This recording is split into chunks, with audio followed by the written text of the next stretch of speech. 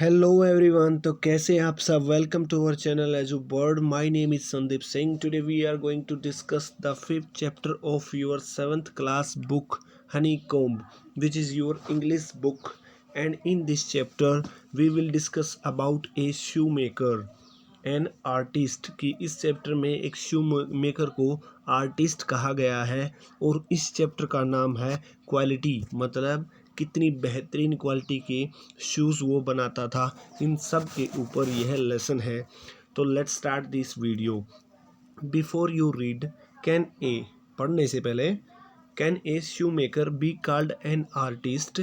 Yes, if he has the same skill and pride in his trade as any other artist, and the same respect for to it too. Mr. Ziegler, a German shoemaker settled in London, is a perfect artist. Read this story to see how he devotes his life to his art. मैं पूरे paragraph का meaning बताता हूँ। क्या एक shoemaker भी artist कहा जा सकता है? अगर हाँ, तो उसके अंदर भी सेम स्किल और सेम प्राइड मतलब उसकी इज्जत, प्राइड, गर्व होना चाहिए उसको अपनी ट्रेड के अंदर, अपने काम के अंदर, जैसे कि दूसरे आर्टिस्ट को होता है। और उसको भी सेम रिस्पेक्ट मिलनी चाहिए जैसे दूसरे आर्टिस्ट को मिलती है। तो इसमें क्या है, मिस्टर जिजलर क्या है, एक जर्मन शू मेकर हैं जो कि लंदन में सेटल हुए हैं और वो एक परफेक्ट आर्टिस्ट हैं। और इस स्टोरी को पढ़िए कि कैसे उन्होंने अपना पूरा जीवन डिवोट्स मतलब समर्पित किया उस आर्ट के प्रति, मतलब उस कला के प्रति, जूते बनाने की कला के प्रति। क्वालिटी, लेसन का नाम क्या है, quality. I knew him from the days of my extreme youth because he made my father's boots. तो क्या हुआ, मैं उन्हें अपने बचपन से जानता हूँ। हम मेरे बचपन के दिनों से उन्हें जानता हूँ क्योंकि वो मेरे फादर के बूट्स बनाते थे, मेरे फादर के भी जूते बनाते थे। He lived with his elder brother in his shop, which was in a small by street in a fashionable part of London. मतलब क्या हुआ, वह अपने बड़े भाई के साथ शॉप में रहते थे और वो शॉप कहाँ थी, स्मॉल बाय स्ट्रीट क्या होता है, जिसकी दोनों तरफ कुछ न कुछ बिल्डिंग्स वगैरह हो। एक स्ट्रीट के दोनों तरफ कोई न कोई बिल्डिंग्स वगैरह, उसे हम क्या बोलते हैं, बाय स्ट्रीट। एक छोटी सी बाय स्ट्रीट में लंदन के फैशनेबल पार्ट में, मतलब लंदन का कोई फैशनेबल पार्ट है, वहाँ पर क्या थी, उसकी दुकान थी। The shop had a certain quite distinction. There was no sign upon it other than the name of Gessler brothers and in the window a few pairs of boots. मतलब जो शॉप थी उसके कुछ अलग, थोड़े से अलग डिस्टिंक्शंस क्या थे, गुण थे दूसरी दुकानों से। उसके ऊपर कोई भी साइन नहीं था, सिर्फ जिजलर ब्रदर नाम ही था। मतलब उस दुकान के ऊपर कोई भी साइन वगैरह नहीं थी, एडवर्टाइजमेंट वगैरह नहीं थी, सिर्फ ऐसे लिखा हुआ था जिजलर ब्रदर्स। और उस विंडो में कुछ ही जोड़ी जूते थे। He made only what was ordered and what he made never fail to fit. और जो भी वह बनाता था वो क्या होता था, जो ऑर्डर करते थे सिर्फ वही बनाता था जूते, और जो वह बनाता था जूते वो कभी भी फिट होने से फेल नहीं हुए, मतलब हमेशा फिट होते थे। To make boots, such boots as he made seemed to me then and still seems to me mysterious and wonderful. देखिए ध्यान से, टू मेक बूट्स, जूते बनाना, सच बूट्स, जो बूट्स वो बनाता था वो मुझे तब भी ऐसे ही दिखते थे और आज भी मुझे ऐसे ही दिखते हैं। कैसे, मिस्टीरियस और वंडरफुल, मतलब अद्भुत, एकदम अद्भुत और चमत्कारी। I remember well my shy remarks one day while stretching out to him my youthful foot. Isn't it awfully hard to do, Mr. Ziegler? तो वो क्या कहते हैं कि मुझे याद है अच्छे से, माई साई रिमार्क्स, मैंने शर्माते हुए एक टिप्पणी दी थी एक दिन जब मैं अपने पैरों को फैला रहा था, यूथफुल फैट मतलब अपने जवान पैरों को उसकी तरफ फैला रहा था। क्या यह करना काफ़ी हार्ड नहीं है? यह का मतलब क्या हुआ, ये जूते वगैरह बनाना काफ़ी हार्ड नहीं है? मिस्टर जिजलर ने कहा, and his answer given with a sudden smile from out of the redness of his beard, it is an art. और फिर क्या हुआ, एक आंसर आया, उन्होंने एक आंसर दिया विद ए सडन स्माइल, धीरे से स्माइल के साथ, तुरंत स्माइल के साथ, उसकी जो रेड बियर्ड थी मतलब लाल दाढ़ी थी उसके अंदर से, इट इज़ एन आर्ट, कि यह तो एक आर्ट है, यह तो एक कला है। It was not possible to go to him very often, his boots lasted terribly, having something beyond the temporary. मतलब समझिए कि यह पॉसिबल नहीं था कि वेरी ऑफन, प्राय उसके पास जाया जाए, क्योंकि उसके जूते ज़्यादा दिन तक चलते थे, लास्टेड टेरिबली, काफ़ी लंबे समय तक चलते थे, और उनके अंदर कुछ न कुछ समथिंग, कुछ स्पेशल था, बियॉन्ड द टेम्परेरी। मतलब टेम्परेरी क्या होती है, जो टेम्परेरी थोड़े समय के लिए कोई चीज़ चले, उसके परे कुछ न कुछ उन जूतों में था जो कि काफ़ी समय तक चलते थे। Some essence of boot stitched into them, उसमें जूतों में कुछ न कुछ एसेंस क्या होता है, किसी भी चीज़ का सार या महत्वपूर्ण चीज़, कुछ न कुछ ऐसी महत्वपूर्ण चीज़ स्टिच्ड, सीली गई थी उनके अंदर, कि वो बहुत ज़्यादा दिन तक चलते थे। One went in not as into most shops but restfully as one enters a church, and sitting on the single wooden chair waited।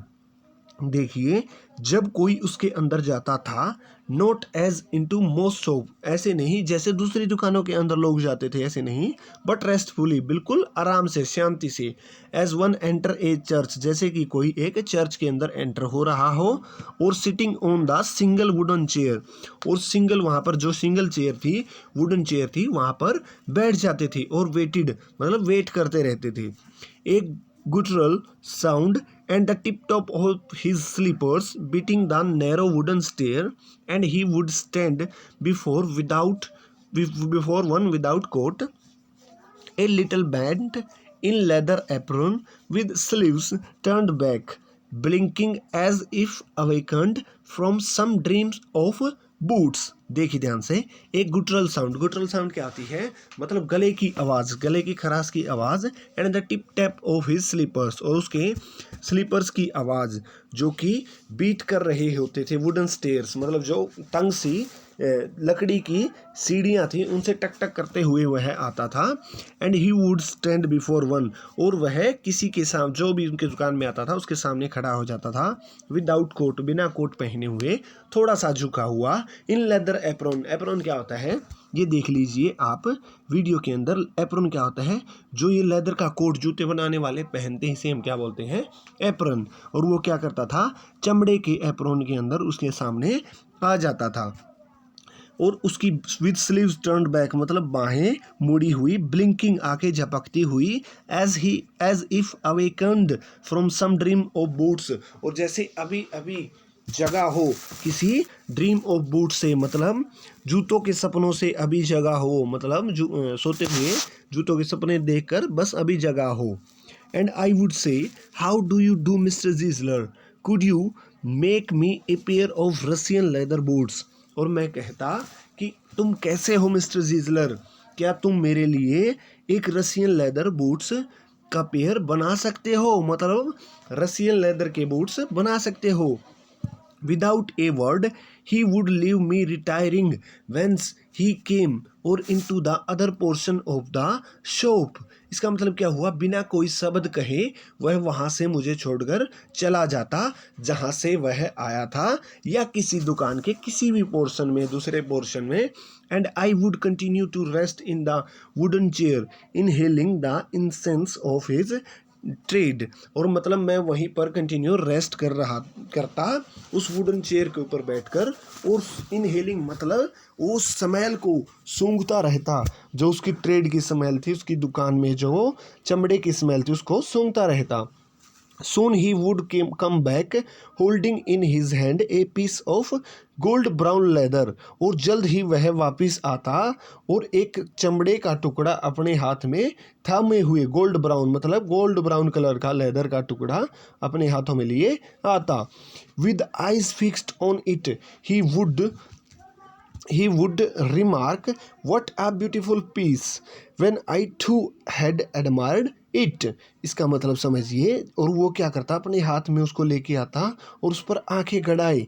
I fixed on it, he would remark, और वो रिमार्क करता, टिप्पणी करता उसके ऊपर कि क्या सुंदर पीस है ये है.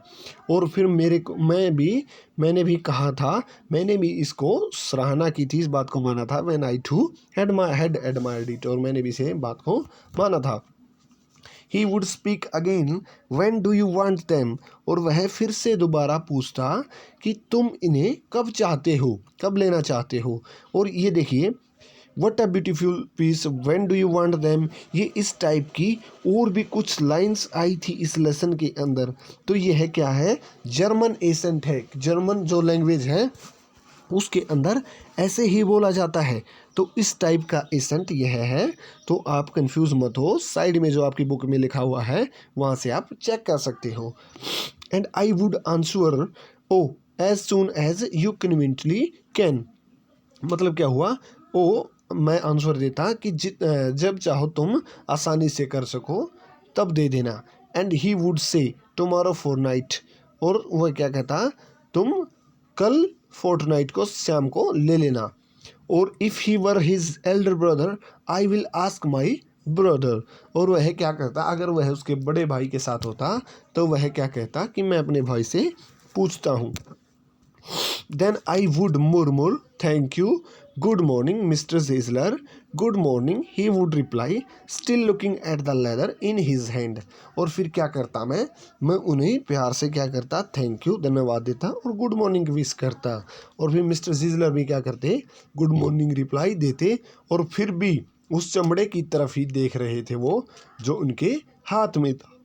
And as I move to the door, और जैसे ही मैं दरवाजे की तरफ मूव होता, I would hear the tip tap of his slippers going up the stairs to his dream of boots, और वह अपने टिप टैप जो आवाज़ होती थी सीढ़ियों के ऊपर चढ़ते हुए उन स्लीपर्स की, और वो सीढ़ियों से अपने ड्रीम ऑफ बूट्स मतलब बूट्स के सपनों में चला जाता. क्या होता, वो सीढ़ियों से ऊपर चला जाता जहाँ भी बूट्स को बनाता था. ये आप पिक्चर देख सकते हो कि कैसे ये हाथ में अपने गोल्ड ब्राउन लेदर लेके आया हुआ है इसके जूते बनाने के लिए. You can see. I cannot forget that day on which I had occasion to say to him, "Mr. Gisler, that last pair of boots creaked, you know." कि मैं नहीं भूल सकता दैट डे, उस दिन को, जिस दिन मेरा ओकेज़न था, मेरी छुट्टी थी, टू से टू हिम, उसे ऐसा कहा था कि मिस्टर जिजलर, जो पिछला जोड़ा लास्ट पेयर ऑफ बूट्स क्रिक्ड, वो क्रिक्ड मतलब तंग कर रहा है, ऐसी आवाज़ कर रहा है, स्क्वीजिंग की आवाज़ कर रहा है, आवाज़ें निकाल रहा है, तुम जानते हो. He looked at me for a time without replying, as if accepting me to withdraw or qualify the statement, then said, "It should not be creaked." "It did, I am afraid." देखिए ध्यान से, "It should not have creaked." तो क्या कहता है, वह मेरी तरफ देखता फॉर ए टाइम, एक समय के लिए, बिना रिप्लाई देते हुए, जैसे ऐसा एक्सेप्ट करते हुए कि टू विड्रॉ या तो मैं अपनी बात वापस ले लूँ, और इस बात को क्वालिफाई, सही तरीके से क्वालिफाई करके इस स्टेटमेंट को पक्का रूप से सोच समझ के कहूँ. देन सेड, और फिर वह कहता, "it should not have cricked." इसको क्रिक्ड तो नहीं करना चाहिए. "It did, I am afraid." और इसने किया है, मैं डरा हुआ हूँ. "You got them wet before they found them self." तुमने इनको पहले ही गीला कर दिया होगा, उन जो बाहर निकालने से पहले, पहनने से पहले ही तुमने इन जूतों को गीला कर दिया होगा. आई डोंट थिंक सो, मैं ऐसा नहीं मानता. At that he lowered his eyes as if hunting for memory of those boots, and I felt sorry I had mentioned these grave thing. "Send them back," he said. "I will look at them." मतलब क्या हुआ कि that he lowered his eyes, और वह इसके ऊपर नीची आंखें करके देख रहा होता, एज इफ हंटिंग फॉर, और वह ऐसे अपनी मेमोरी, अपनी यादों के पीछे, हंटिंग क्या होता है, किसी का पीछा करना, तो याद करने की कोशिश करता उन बूट्स के बारे में। एंड आई फेल्ट सॉरी, और मैंने सॉरी फील किया। I have mentioned this grave thing, और मैंने ये इतनी बुरी चीज़ आपके सामने रखी।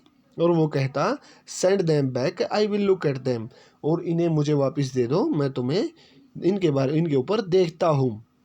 और वो कहता some boots, he continued slowly, are bad from birth, if I can do nothing with them, I take them off your bill.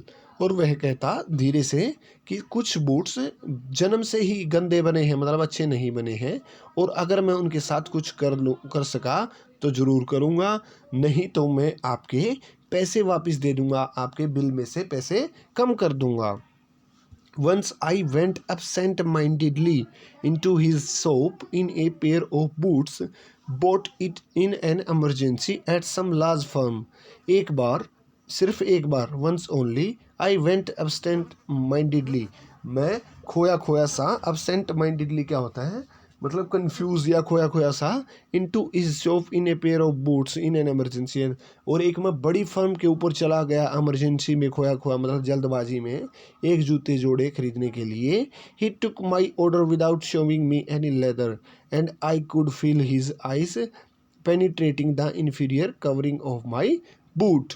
और क्या हुआ, और उन्होंने क्या किया, मेरा ऑर्डर बिना किसी चमड़े को दिखाए ही ले लिया, और मैं फील कर सकता था उसकी आंखें पेनिट्रेटिंग, मतलब आर पार देखने की कोशिश कर रही थी, उस जूते के अंदर, उस जूते को घूर रही थी। इन्फीरियर कवरिंग मतलब अंदर की कवरिंग को देखने की कोशिश कर रही थी। At last he said those are not my boots, और अंत में वह कहता कि यह मेरे बूट्स नहीं हैं। तो फ्रेंड्स, आज इस वीडियो में सिर्फ इतना ही। नेक्स्ट वीडियो में हम इस बचे हुए लेसन को कवर करेंगे। तो वीडियो आपको कैसी लगी कमेंट सेक्शन में रिव्यू जरूर दीजिए, और अगर आपको कोई भी परेशानी है आपकी स्टडीज़ में, आप कमेंट सेक्शन में हमारे को ज़रूर मेंशन कर सकते हैं। Thank you.